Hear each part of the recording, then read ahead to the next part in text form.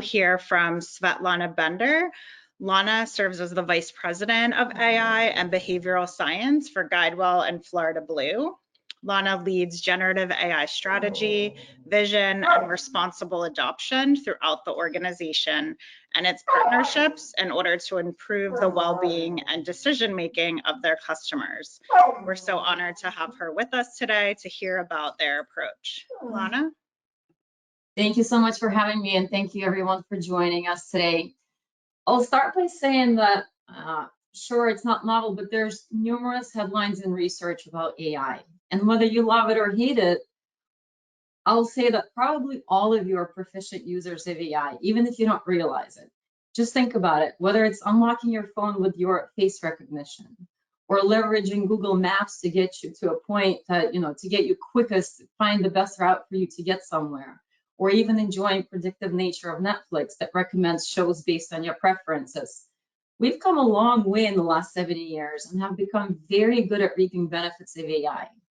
And although it's been around for decades, it wasn't until recently, especially as Michael mentioned with the latest developments in the generative AI tools such as ChatGPT, that it captured public's imagination, as Michael said, consumed the oxygen in the room, and truly got the attention of a lot of people. But what about AI within the healthcare space? Let's jump to the next slide. We saw in Michael's presentation that it has significant implications for every stakeholder within the healthcare ecosystems, from hospitals to physician groups to payers, pharmaceuticals, and so on. And we've already seen excellent applications of AI in healthcare. Medical imaging space, for example, AI can assist clinicians and radiologists by scanning MRIs and lab results for abnormalities, which in turn results in more capacity in their day. Or within the drug discovery space, I mean, imagine if we can accelerate cancer drug discovery from decades to months. And we already have pharmaceutical companies that are looking just at that. So there's a lot of opportunity. And think about the impact this technology can have on costs. As you can see on the slide, it's estimated that we could see anywhere between 200 to 360 billion in savings annually. Unfortunately, despite the enormous benefits and excitement around AI, adoption is very low, and that's a huge problem. In fact, less than 5% of healthcare organizations are using AI as of 2022. And that number is really lagging behind a lot of other industries.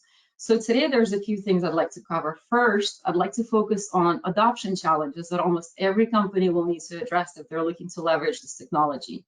Two, provide you with techniques that you can leverage to overcome these challenges. And three, I'll share some of the applications that we've been leveraging at Guidewell with the focus on improving our member outcomes, provider experiences, and really to help us drive better health for our members. So hopefully by the end of the session, you'll be able to leverage some of this content and accelerate adoption at your company and do it safely, which is most important. So why are we seeing, let's go to the next slide. Why are we seeing such small adoption rates? And I'm sure you can come up with a whole laundry list of reasons. But for many companies, a key barrier is human behavior. And this is where behavioral science comes in. If some of you aren't familiar with it, it's also known as behavioral economics. And it really just studies cognitive, emotional, and motivational factors that influence people's decisions and behavior. And if we can understand the root cause for certain behavior, we can then design behaviorally informed strategies to solve for those challenges. And I can tell you, as you can see on the slide, that fear drives a lot of our behavior. Fear of change, fear of the unknown, and rationally so, fear of algorithms. So each one of these is key to AI adoption, but we can fix that. So let's look at these in more detail. Let's go to the next slide. So fear of change causes us to have very strong preference for status quo or default bias. In this classic study where I'm showing you, a group of researchers looked at organ donation rates across different countries. And as you can see, proportions of individuals who enroll to be an organ donor varies substantially from the countries that are on the left and the countries that are on the right. And of course, for this to, for a lot of this to work, infrastructure needs to be in place. But the difference is that the countries that are on the left-hand side, individuals have to opt in to be enrolled to be an organ donor.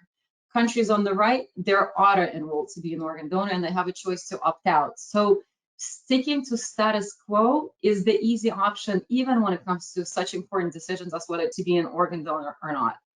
So the law of inertia, in other words, is very much true when it comes to changes, and so is the case for AI adoption. So some of the solutions that you can think about when it comes to addressing status quo and people's preference to avoid change is, one, make sure you have clear vision and strategy, and ensure that you're engaging all the relevant leaders and stakeholders from different parts of the organization. This includes your legal team, cybersecurity, marketing, and other business functions. But basically, you need this group to make sure you can prioritize and identify high-value use cases where you can apply AI. And also it enables you to coordinate and implement use cases safely all across your organization. Second strategy is to really make sure you have an effective communication strategy to ensure alignment across the company and making sure everybody understands what you're trying to achieve and why you're doing it. Even in the communication strategies, you can leverage some of the behavioral principles. For example, rather than saying we must adopt, you could say, what happens if we don't adopt? Right? Because we know that people are more likely to engage when they're missing out on something or they're losing something. So again, how you frame your communication and your information is important as well. And lastly, we know that education does not necessarily lead to action. So you need to make sure that you provide tools to your employees that they can play with, that they can experiment with. In other words, make the use of AI a default when possible. And if we go to the next slide, let's look at the second fear, which is the fear of unknown. Here's another example from behavioral economics. If I were to ask you, would you rather take $500 guaranteed, or would you rather take a gamble, which is 50% chance of getting $1,000 or zero? Economically speaking, they're equal, right? The expected value is different. However, because of our preference for certainty, majority of us would go for the certain option of $500. Well, similar situation happens when it comes to AI adoption. There's a lot of uncertainties. Will it take your job? Is it the right investment? Is it too risky? So it naturally causes us to freeze and may lead a lot of individuals to say, hold on, I'm just going to wait and see, and miss out on all the benefits and opportunities. So again, as an organization, it's important to make sure you understand what employees are feeling. So potentially do a pulse survey to understand where they are, what their perception is. Then you can create targeted education to address some of those barriers. So for example, we have seen that AI as a job displacement is a big barrier. So again, rather than focusing on that, you can truly educate people that it will augment your role, right? Not necessarily replace, and so forth and so forth. And last but not least, I will say important thing is to make sure you upskill employees. So to ensure not just long-term success, but also to give them confidence and familiarity with this technology. So they're not afraid of it, but instead they're actually welcoming it and want to use it. And let's move on to the next slide and look at the last fear, and that's fear of algorithm. And Michael previously touched on that as well. And it's a legitimate concern, right? Related to potential biases on machine-based decisions that could be wrong or discriminatory. So it's not surprising that intuitively our reaction is to perceive AI as scary. And of course, that lack of trust hinders adoption of AI. But in reality, if you think about it, AI, unlike humans, does not have innate predisposition to their personal experiences, opinions, and beliefs to influence decisions. AI is a direct product of our creation, right? So bias can come from poor training data, which is human generated. It could be due to poor algorithm building, which is again, because of us doing poor building and poor testing or poor monitoring practices. Again, human has a control over that.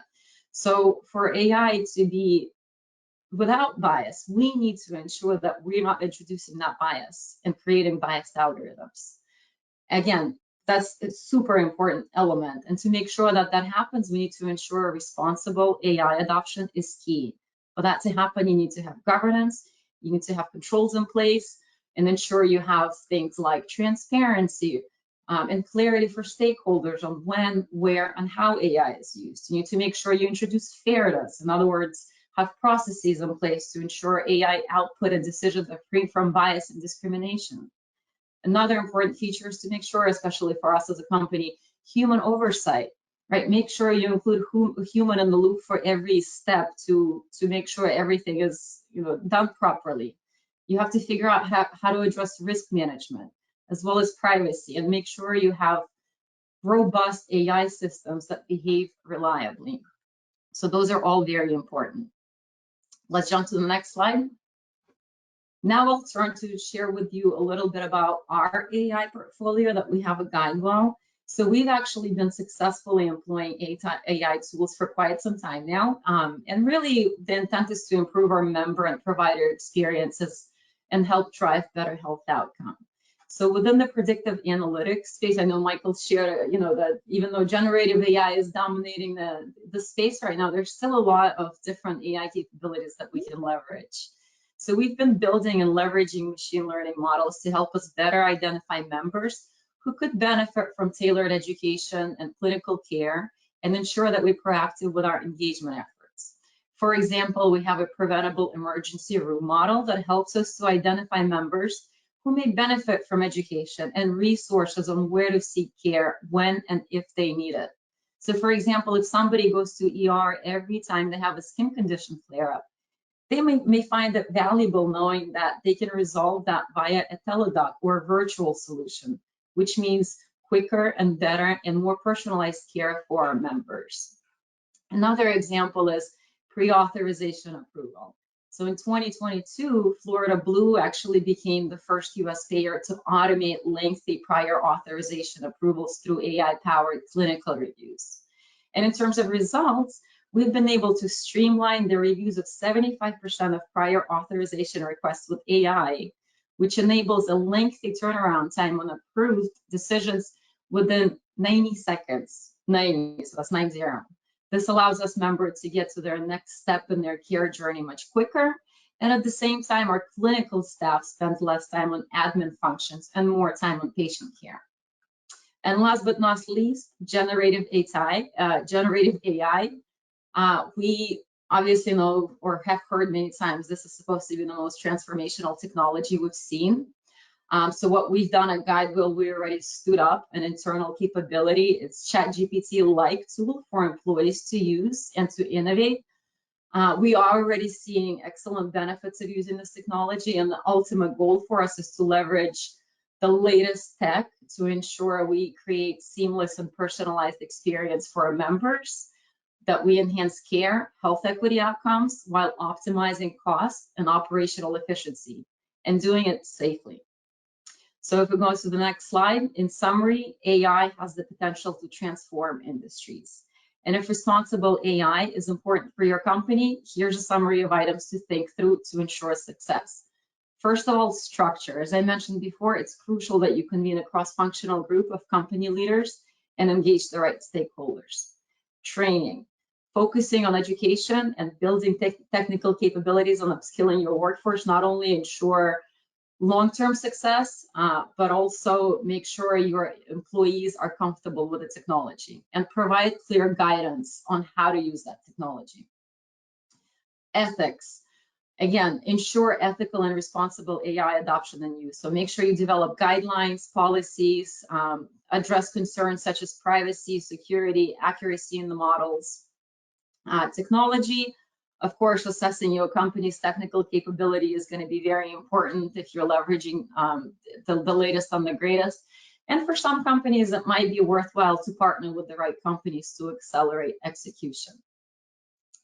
And if we go to the next slide, I'll end by saying that for us as a company, by taking advantage of AI responsibly, we aim to improve access to care as well as health equity, make healthcare more affordable, reduce admin workload for our clinicians, and hopefully you can leverage some of this content to accelerate adoption at your company, and most importantly, do it safely. Thank you so much.